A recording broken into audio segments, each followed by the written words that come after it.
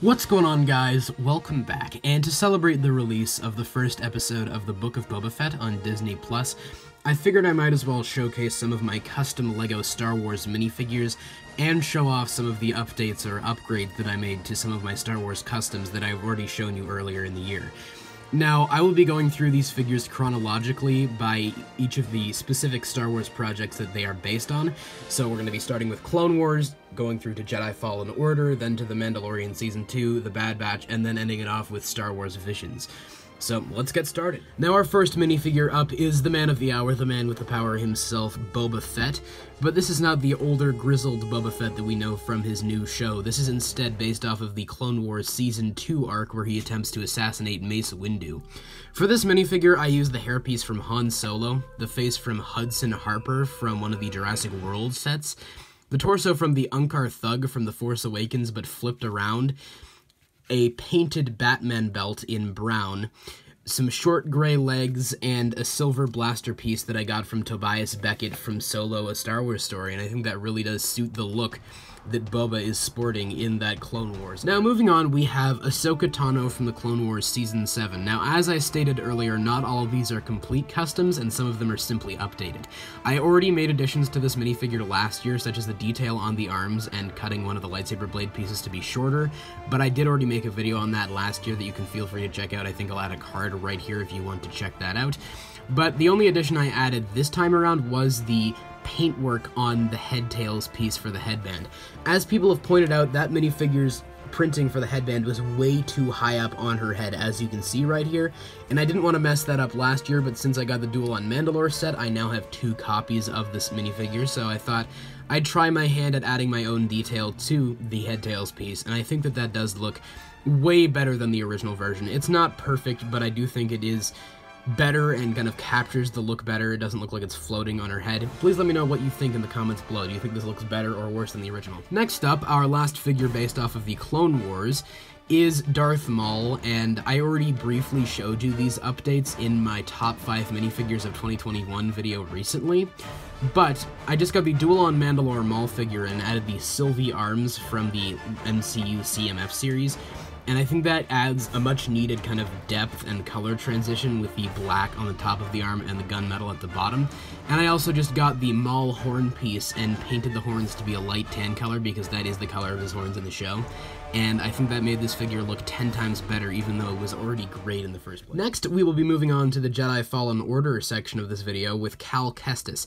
Now, you may remember earlier in the year that I did make a Star Wars Showcase video with Cal Kestis in it, but I made 2 small additions. The arms, lightsaber, legs, satchel, cape, and face are all the same from my original Cal Kestis minifig, but I changed the torso to be the J torso from Ninjago Season 4, because I think that looks way more accurate than the Mandalorian torso that I used earlier this year. And I changed the hairpiece to be the orange Ron Weasley hairpiece from the first Harry Potter CMF series rather than the brown hair I used earlier this year. I don't know why I used that, because his hair is very obviously orange in the game. Next up for our Jedi Fallen Order section, we have Teron Malakos, one of the bosses you fight in the game, who was a former Jedi but who became corrupted by the dark side and took over the Night Brother clan on Dathomir. For this minifigure, I used the hairpiece and face from Dory, one of the dwarves from the Hobbit sets. I used the torso from Mermaid Batman from the LEGO Batman movie CMF series, but flipped around because I feel like that belt adds some necessary detail to the figure. I gave him red lightsabers with gunmetal gray hilts, and I gave him the black legs and skirt piece from Chirrut Imwe from the Rogue One sets, and I think that really does complete the look for Teron Malakos. Next up, I have the 9th Sister, who is one of the Inquisitors who hunts you down throughout the game, and this is a very challenging figure to design, but I think I actually did a pretty good job. For her, I gave her kind of this black helmet piece with a translucent smoky visor. Now, in the game, I believe she actually has a red visor, but I couldn't find one in my collection, so I used the next best thing. The face underneath there is actually the Parademon face from the 2017 Justice League sets, and it's not perfect, but I don't really have any other faces in my collection that resemble her skin tone whatsoever, so it's the closest I could get. The torso armor piece is from one of the Vermilion Warriors from the Ninjago Season 7 sets, The arms are from General Zod from the LEGO Batman movie CMF series, and the torso is from Kylo Ren from Star Wars The Force Awakens. I once again gave her a gunmetal hilt for her double-bladed red lightsaber. I know there is an Inquisitor lightsaber hilt piece that came with the Star Wars Rebels sets, but I don't have it in my collection. If you do, though, I would recommend using it for any of the Inquisitors, of course. I gave her the hands from the Parademons once again, because she actually doesn't wear gloves. She has her hands showing. I gave her the legs from Percival Graves from the Harry Potter and Fantastic Beasts CMF series from 4 years ago or so. And I gave her these little clip pieces on the bottom of the legs to kind of make her a little bit taller and to also resemble her toes that are kind of sticking out, and she actually has one robotic foot.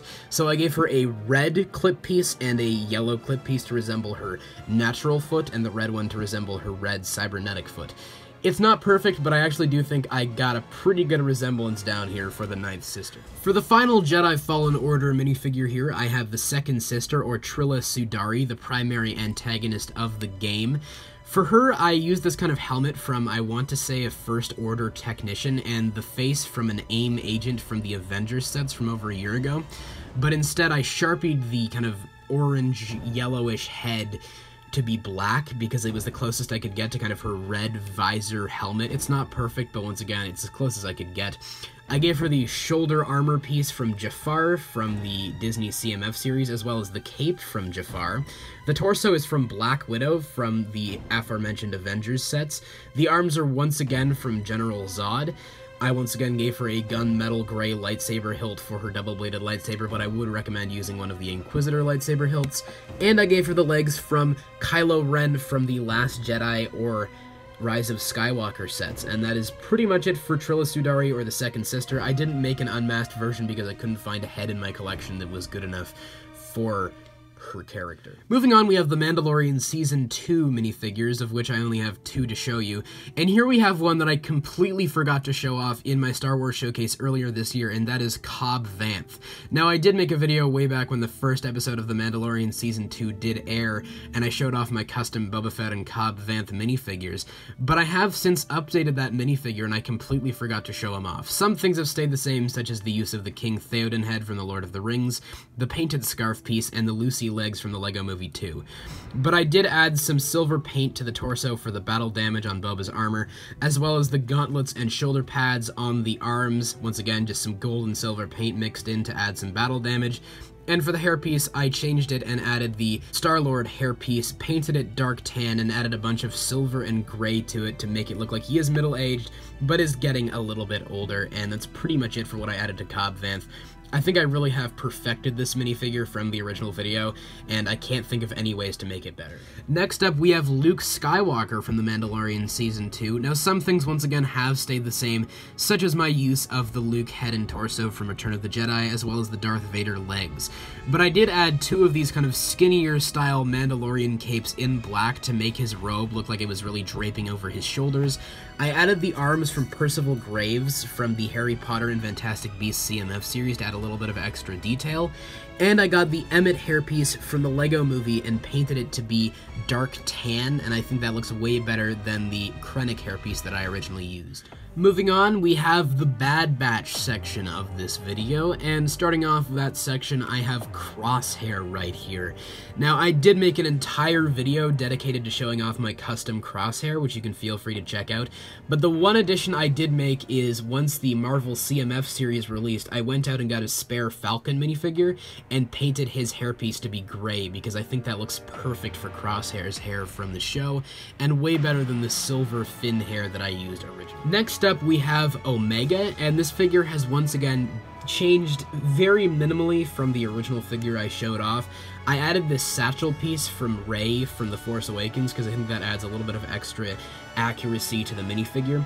I gave her dark blue short legs instead of the Powerpuff Girls legs that I originally used, and I got a Harry Potter hairpiece and painted it to be like this kind of light tan or blonde color.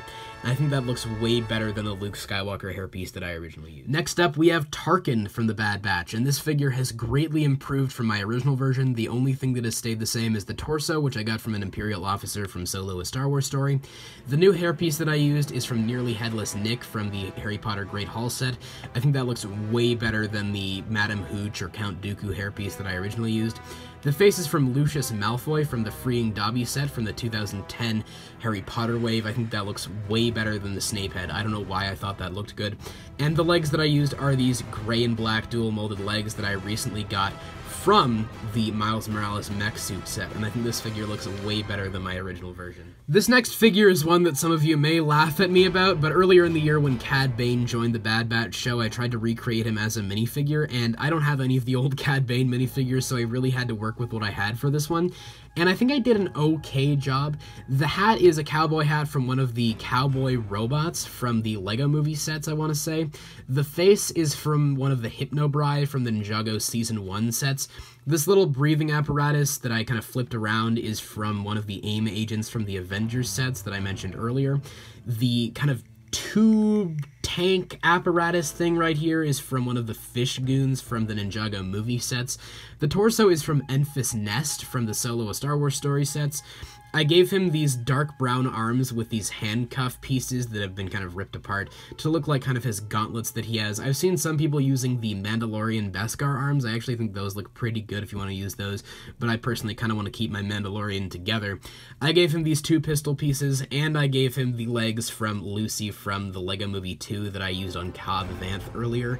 And overall, I think this figure does look decent. It is the face that is the weak point, obviously, because I don't have a lot of blue faces with red eyes, and he shouldn't have, like, fangs and a snake-like tongue there. But I think overall, besides that, this minifigure does look pretty decent. I don't know. Please let me know all your thoughts on this minifigure in the comments. Now, our final minifigure based off of the Bad Batch is Sid, the Bad Batch's employer, the kind of older Trandoshan lady who is voiced by Danny DeVito's wife in the show. For her, I used the head from Bosk, because I believe he is the only Trandoshan we have in Lego form. I gave her this Ninjago J mask piece flipped around because I thought it kind of resembled like the blue necklace she has in the show. The torso is from Victor Crumb, and the legs are from either Harry Potter, Hermione, or Neville Longbottom, any of the teenage Harry Potter students from the CMF series. And I gave her just a gold bar piece with a telescope on the top to look like her kind of staff that she has in the show. Now, moving on, we have the Star Wars Visions section of this video, the Star Wars anime series that released on Disney Plus in the fall earlier this year. And first up, we have the Ronin, who is not only the star of the first episode of Visions, but also of his own spin-off book by Amamiko Candon that I did a review on if you want to check that out. But for him, I used the hair from Nia from the Lego Ninjago movie.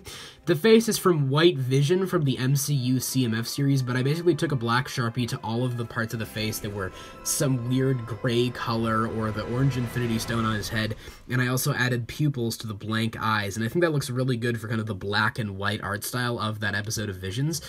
I gave him the Wild Style hood piece from the Lego movie sets. I also got it from Lego Dimensions, but you can get it anywhere, really.